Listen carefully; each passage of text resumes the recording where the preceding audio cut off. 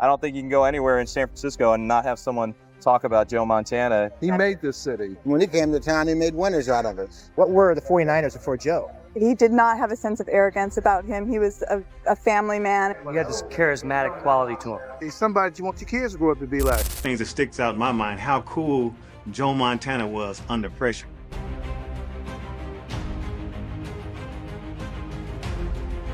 Solomon touchdown. People don't hesitate. The answer comes quickly. When NFL players are asked about Joe Montana, there's no long pause and no need to think it through. They answer right away, as if the decision was already made long ago. Different eras, different teams, different roles on the field, but the response stays the same, and that consistency is where this story starts.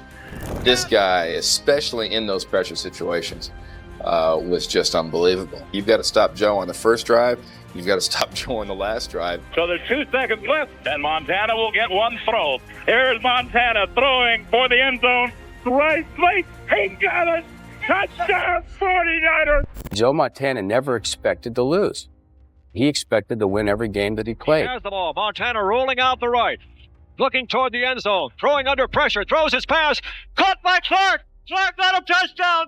It doesn't matter if the question comes from a reporter, a podcast, or a teammate telling stories years later. The tone is the same. There's a kind of respect that doesn't fade. He's got this kind of a golden touch and this aura around him that everybody who can kind of go along for the ride gets a fantastic one. This video exists for a simple reason. Over the years, many NFL players have been asked the same question in different places and at different times.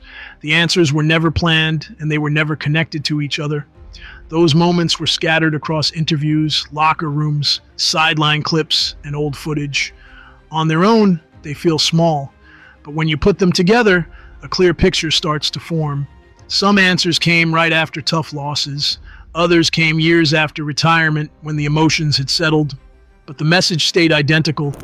Well, he was very competitive. That drive inside him, when he took the football field, he felt it was up to him to help the team to win. It's his enthusiasm and joy and boy-like attitude towards the game. Like about 4 or 5 frames ahead of what you're seeing. This is a chance to listen to the people who played the game at the highest level and hear how they talked about Joe Montana when no one was trying to make a point. Just honest reactions, said in the moment. The reactions sound similar even when the players come from different eras, systems, and play styles. There isn't much hesitation. There isn't much debate. I really and truly never thought that this day would ever come where I would saying that word retirement, but unfortunately it's here. 39 seconds remain. Back to throw Montana. Stepped up, throws. Touchdown, 49ers! The other thing that drove him was he loves to prove people wrong. When they counted him out, it was tremendous motivation for him to come back. The NFL was larger than life, and it was a far dream at 8 years old. But all of a sudden it became a reality, and through my career, it stayed pretty much a dream. When Joe Montana's name comes up, it feels like everyone already knows the answer before the question is finished. He didn't play his position the way it was usually played. At a time when quarterbacks were expected to stick to certain lanes and responsibilities, Joe Montana was involved in everything, all over the field. He wasn't loud, he wasn't flashy, but the game bent around him. He made it look easier, and he did it cool. I mean, other guys go, but and they're looking, stuff coming out there, looking out their ear hole. He just slide it out there. Where'd that come from? In the 80s, the entire Bay Area was transformed into a magical kingdom. We called it Camelot. Sir Lancelot would go out every weekend, and he would face the foe and he would slay the dragon, oftentimes with only 2 minutes left on the clock. The pace changed when he was under center. The confidence on his sideline grew, and the doubt on the other sideline did too. What separated him wasn't just talent. It was control, calm, a sense that no situation was ever too big. Well, I think the biggest thing that my father did for me was to teach me not to quit. And I think if he had let me go the route that I would have liked, I wouldn't be sitting here today. But he knew what it took to become a winner. And things. So it started young, hating to lose, and I just carried on.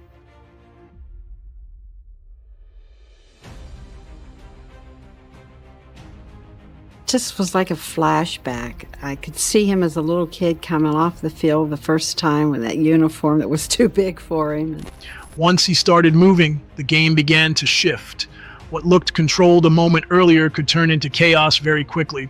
Defenses tried different coverages, different matchups, and different game plans, but nothing stayed effective for long. Once Joe Montana found space and the ball was in his hands, the usual answers stopped working. And it wasn't just the throws, it was the timing, the decisions, the way he always seemed to choose the one option you weren't ready for. Like 8 years old, and he's down there trying to play linebacker and hitting some of these kids, bigger kids. I mean, he's doing a really good job at linebacker, but we always wanted him to be a quarterback. He could always throw the football. When he was 10, 11 years old, 12 years old, he could throw the ball 55 yards in the air. A couple of times they snuck a uniform on him and put him in to the games. He was a year younger than everybody else that was on the field. I don't know what would happen if they'd never gotten caught at the time, but he did. But he was so excited when he'd come off after the game. He'd say, I got to play today, Mom, I got to play. And hey, if you're still watching, thanks for sticking with the story. If you're enjoying it so far, a quick like or comment goes a long way and tells me to keep making more videos like this. He didn't rely on arm strength alone, and it wasn't just raw talent either. He understood where the play was going before it happened, and he put himself there early. He could see the entire field like it slowed down for him. And the game ended in a 34-34 tie. But in order for us to come back, Joe had to throw 4 touchdown passes plus a 2-point conversion, which he did that night. But he also had the ability from the neck up, which I thought helped carry him a great way, because there's one thing, the guy always made the right decisions. While everyone else was reacting, he was already 2 decisions ahead. That awareness changed how the game was played around him, because once he became the focal point of a play, the usual timing no longer applied. There were moments when everything was on the line. Playoff games, late drives, championship stages, and that's when his impact became impossible to ignore. Joe was Joe. He didn't put on any airs about being anybody but himself. I mean, he didn't come out and say, come on now, we're going to score. That was not his style. I mean, you knew as a young man and his teammates that he was that good. He was different than everybody else. Joe would just get up there and he would know where that man was, and he'd throw it right, and every time, 98% of the time, the guy would catch it on a dead run, which would give him ability to continue, run away, and score. He was a magician on the field.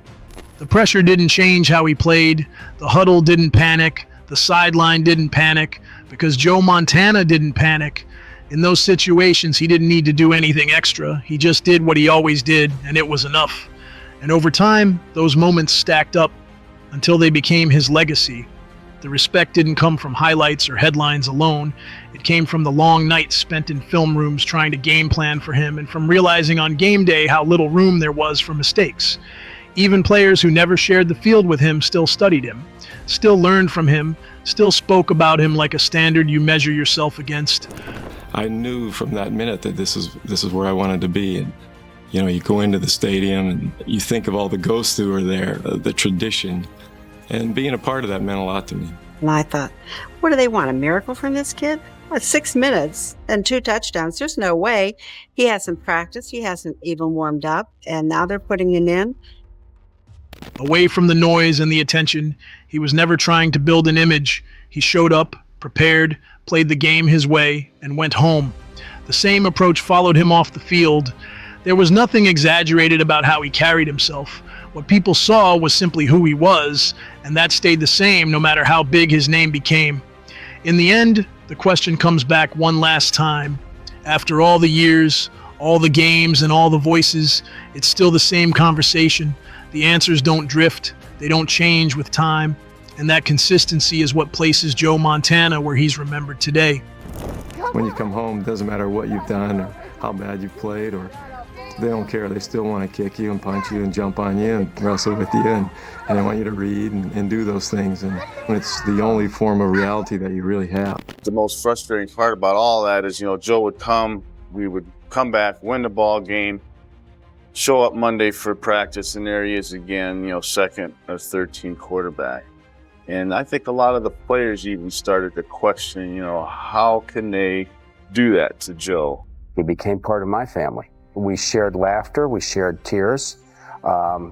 And Joe was probably the first player that I became closest to like that as owner of the team. I would probably liken him to my firstborn. Great shot.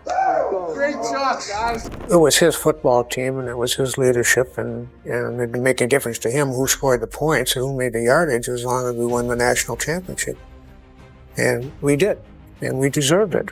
Put about 6 or 7 yards on this thing. Montana performed, and you watch that safety, and the people on the sideline watching him perform were inspired by that. He'll always be a 49er.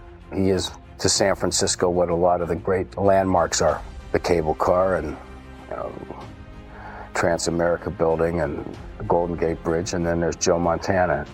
He recognized it was a game, and he recognized that in order to play the game well, you had to enjoy it.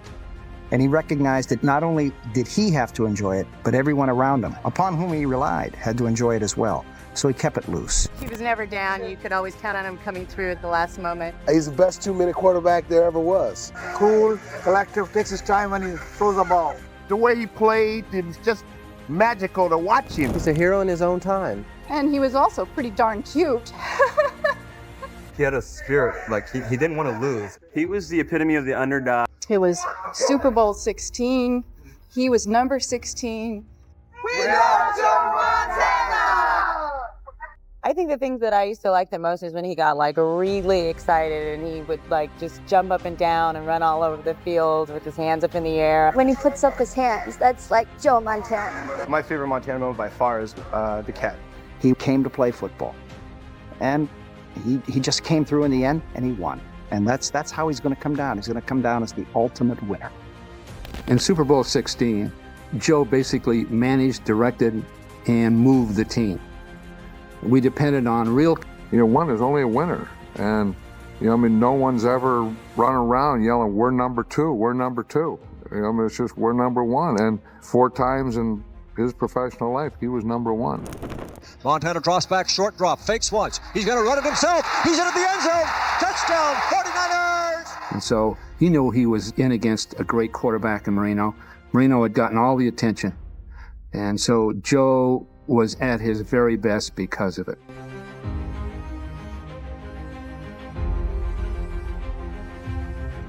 Well, Joe was ready for that game. No matter how much you talk about team concepts, which is very important, it's also an individual battle. Get it in, Joe! Montana throwing, and it is caught by Monroe. He's down the 10 to the 5. He's into the end zone for a touchdown for the 49ers. He's a big game player.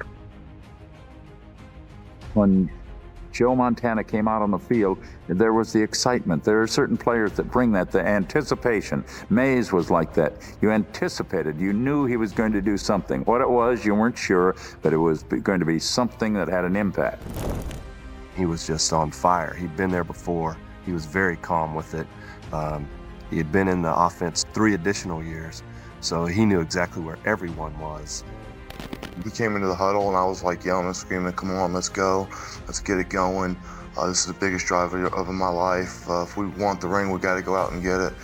And he looked at me, and it was during one of those long TV timeouts they have in the Super Bowl, and he looked at me and goes, hey, H. You know, that's what he calls me, Harris, H. Hey, H, check it out. I go, what? And he goes, hey, look over there in that end zone. And I look there, and he goes, hey, there's John Candy.